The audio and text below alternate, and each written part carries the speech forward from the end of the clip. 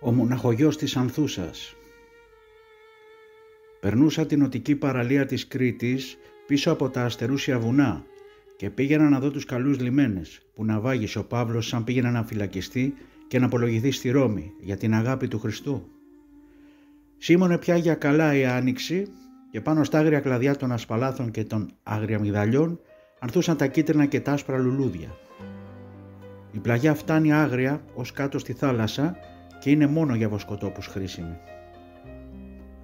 Τα κατσίκια σκαρφάλωναν πάνω στα αγριόδεντρα και τα αρνάκια έπαιζαν σαν μικρά παιδιά κυνηγητό σε μια ήμερη λουρίδα πρασινάδας. Κάτω λαμποκοπούσε ήσυχη η λιβική θάλασσα και πάνω ζέστενε ο ήλιος σε ένα πεντακάθαρο ουρανό. Και εκεί, καθώς κατηφορίζαμε σε ένα ριάκι, είδαμε ένα μικρό ξοκλήσι που η τείχη του και τα πλατιά του κεραμίδια δείχνανε πως ήταν παλιό και ξεχασμένο. Ανοίγω την πόρτα και βλέπω κάτω στο πάτωμα τη στάχτη από τις φωτιές που ανάβουν οι βοσκοί εδώ στις μέρες του χειμώνα. Ο θόλος είναι μαυρισμένος από τις καπνιές και κάπου ξεχωρίζει μια χρωματιστή γραμμίτσα από την παλιότερη εικονογράφηση των τοίχων. Στο ερειπωμένο τέμπλο σώζεται μόνο ένα παλιό σκαλισμένο δοκάρι, ολόμαυρο και μισοφαγωμένο από τα χρόνια και τη φωτιά.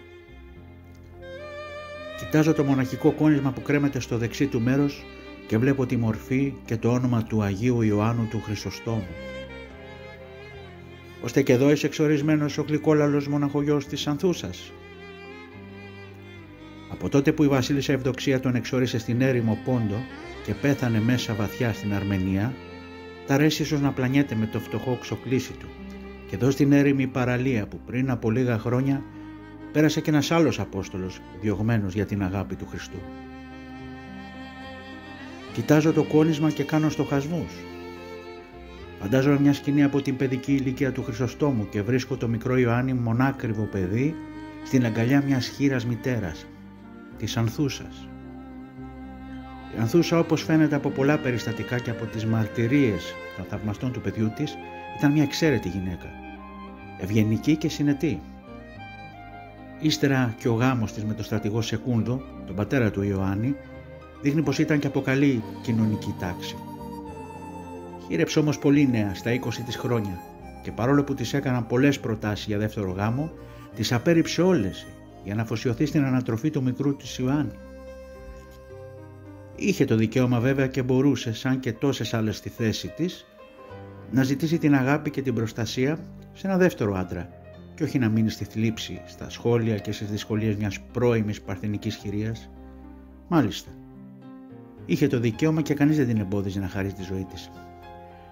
Μα μόνη της διάλεξε έναν άλλο, ηρωικότερο δρόμο, που κι αν ακόμα δεν πληθαίνει περισσότερο την ηθικότητα και την τιμή της, την υψώνει όμως σε ένα υπέροχο παράδειγμα ηρωισμού και αυταπάρνησης, σε ένα υπέροχο πρότυπο μητέρας που θυσιάζεται για το παιδί της. Το ξέρω πως ο κάθε άνθρωπος έχει τα δικαιώματα της ζωής του. Αδιάφορο πως μέσα σε αυτά τα περίφημα δικαιώματα του καθενός μας υπάρχει πολλές φορές τόση κτηνοδία και τόσος εγωισμός. Το ξέρω πως ο καθένας έχει τις ανάγκες του κορμιού και της ψυχής του, τις λαχτάρες και τους πόθους του. Βλέπω εκείνους που κατεβαίνουν και γρονθοκοπούνται στο στίβο της ζωής για να πάρουν το μεγαλύτερο μερτικό από τη μικρότητα και την επίδειξή τους. Όμως εμένα μου αρέσουν εκείνοι που αρνούνται, εκείνοι που αφήνουν για να πάρουν άλλοι, εκείνοι που δίδουν τον εαυτό τους σε εκείνους που δεν έχουν ακόμα τίποτα δικό τους. Γιατί η ζωή είναι ένα κεφάλαιο και ο καθένας μας πρέπει να δίνει τη δική του εισφορά για να το κάνουμε ακόμα πιο μεγάλο και πιο χρήσιμο. Μα δυστυχώς οι περισσότεροι πάνε να πάρουν μόνο από το θησαυρό αυτό χωρίς να δίνουν οι ίδιοι ούτε μία πεντάρα. Και έτσι ρημάζεται η ζωή και γίνεται στερημένη για τόσους άλλους.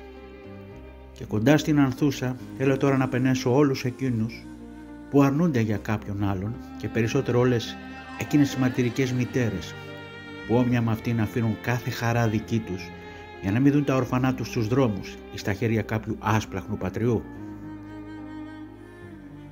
Μα εκεί που κοιτάζω την εικόνα του Αγίου Χρυσοστόμου και φαντάζομαι την παιδικότητά του, θέλω ακόμα να πω και τούτο το πράγμα.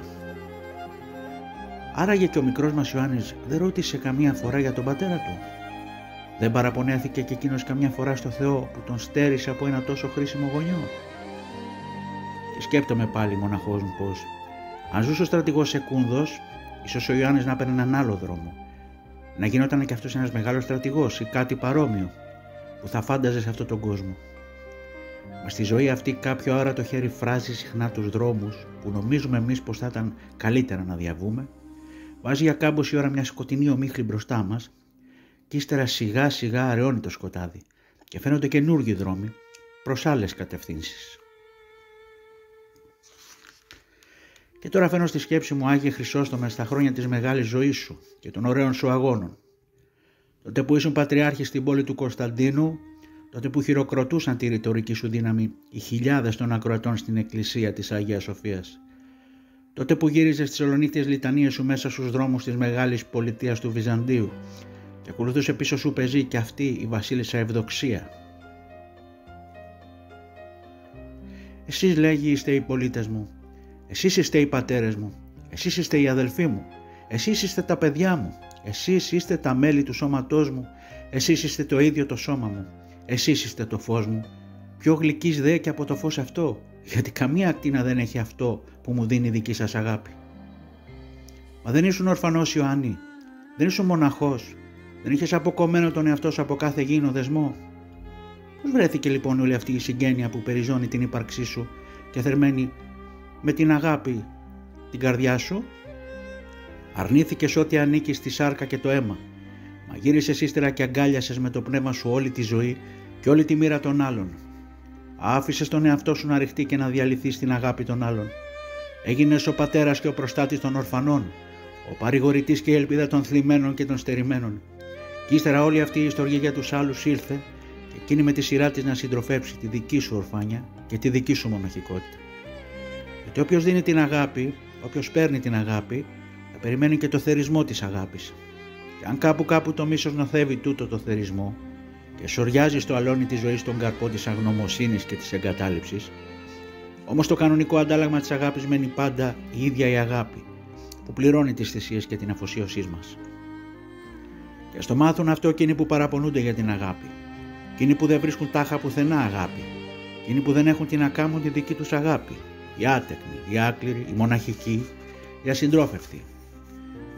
Εκείνοι που επειδή δεν έχουν κοντά τους έναν δικό τους άνθρωπο να τον αγαπούν, με τη συνηθισμένη συμφεροντολογική αγάπη της συγγένειας, κλείνουν την καρδιά τους και τη συντρίβουν με τη στέρηση των ωραιότερων αισθημάτων. Κι όμως, κάτω η ζωή έχει ανάγκη από τόση αγάπη, είναι τόση δυστυχής, τόση απόκληρη, τόση ορφανή, τόση άχαρη, που μπορούμε να σκορπίσουμε σε αυτούς την αγάπη μας και τη στοργή μας, να λυτρώσουμε και να λυτρωθούμε κι εμείς από τούτο το πολύτιμο βάρος της αγάπης, που βαραίνει συνήθως τις ωραιότερες και ευγενέστερες ψυχές.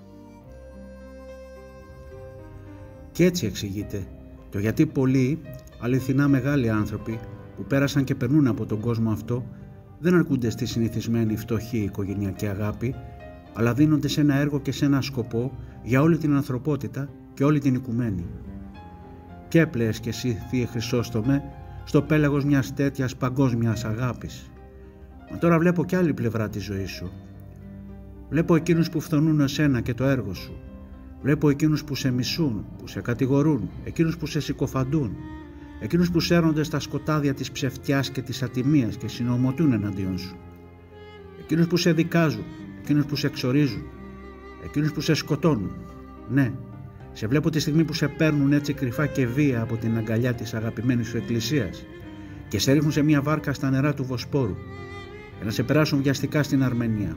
Και ύστερα από εκεί, άρρωστο και κουρασμένο, να σε βασανίζουν τραχοί συνοδοί στρατιώτες σε μια αδιάκοπη οδηπορία 70 ημερών σε άγριους και ερημικούς τόπους, ώσπου πέθανε ένα βράδυ στο ερημικό ξοκλήσι του Αγίου Βασιλίσκου, προφέροντας στην ύστερη πνοή σου εκείνο το αμίμητο «Δόξα τω Θεώ πάντων ένεκεν». Βλέπω όλη αυτή τη θλιβερή, την πικραμένη, τη στερημένη και τη σταυρωμένη σου ζωή, όλο αυτό το μαρτύριο που στα μάτια των εχθρών σου παραστάθηκε σαν αθλιότητα και αποτυχία της ζωής σου. Μα στα μάτια του Θεού πρώτα και ύστερα σε όλη την ανθρωπότητα ετοίμασε το αληθινό σου μεγαλείο. Μα έτσι έπρεπε να πεθάνει ένας πατριάρχης της πρωτεύουσας του Βυζαντίου. Έτσι έπρεπε να τελειώσει τη ζωή του ένας Χρυσόστομος. Ναι, έτσι πεθαίνουν πάντα όσοι μιλούν την αλήθεια, όσοι υποστηρίζουν την αλήθεια. Αυτό είναι ένα από τα μεγάλα και οδυνηρά προνόμια που η μοίρα χαρίζει στους μεγάλους και στους εκλεκτούς. Σε έναν κόσμο που μισοζει στο σκοτάδι, σε έναν κόσμο που βασιλεύει η ψευτιά και δεν υπάρχει αρκετός τόπος για την αλήθεια και την αρετή, σε έναν κόσμο που μυρμηγκιάζουν οι ανθρωπάκηδες, σε έναν κόσμο που οι μικροί και οι αχροί αδιάκοπα συνασπίζονται εναντίον του μεγάλου και του εκλεκτού, η σύγκρουση είναι αναπόφευκτη. Σε έναν κόσμο που ο ίδιος ο Θεός είναι ξένος και διωγμένος και εκείνοι που θα τολμήσουν να μιλήσουν για αυτόν θα διωχτούν και θα μαρτυρήσουν. «Ή εμέ δίωξαν και ημάς διώξουσιν», είπε μια φορά ο σταυρωμένος του Γολγοθά. Στον κόσμο αυτό είναι η βασιλεία και η εξουσία του κακού και ο Θεός που θέλει να απλώσει τη βασιλεία του και επί της γης στέλνει αδιάκοπα τους στρατιώτες του καλού να κάνουν τούτη την κατάκτηση. Μα οι στρατιώτες του Θεού είναι πάντα λίγοι και συχνά στη σύγκρουση αυτή του καλού και του πονηρού η πρώτη νίκη ανήκει στο κακό. Η τελευταία όμως μάχη κερδίζεται πάντα από το καλό. Γιατί ο Θεός θέλει να κάνει την κατάκτηση του κόσμου με την αγάπη. Και τα βήματα της αγάπης είναι πάντα σιγανά μα στέρεα. Γι' αυτό η ιστορία δείχνει συχνά πως σε ζωή όλων εκείνων που θέλησαν στον κόσμο αυτό να δουλέψουν και να υπερασπίσουν τις βουλές του Θεού, φάνηκε για μια στιγμή ναυαγισμένη και χαμένη. Σιγά σιγά όμως ανασύρθηκε από την αφάνεια και τη συντριβή της και μαζί με την νίκη της ιδέας του Θεού υψώθηκε και εκείνη στην παγκόσμια εκτίμηση και στη λατρεία των αιώνων. Έτσι έγινε και με σένα, αγαπημένε μας Χρυσόστομε. Οι μεγάλοι και δυνατοί εχθροί σου, οι κατηγοροί σου και οι συκοφάντες σου, αυτοί που σκότωσαν το ασθενικό σου σώμα και συντρίψανε τη ζωή σου, αυτοί έσβησαν και εξαφανίστηκαν. Μα εσύ ζεις ακόμη και θα ζεις πάντα στη συνείδηση και στους ενθουσιασμούς μας. Έτσι, σαν μεγάλος και ηρωικός ποιμενάρχης, για να μας διδάσκεις το ιδανικό της ιεροσύνης και το ακατάβλητο θάρρος των Αποστόλων του Θεού.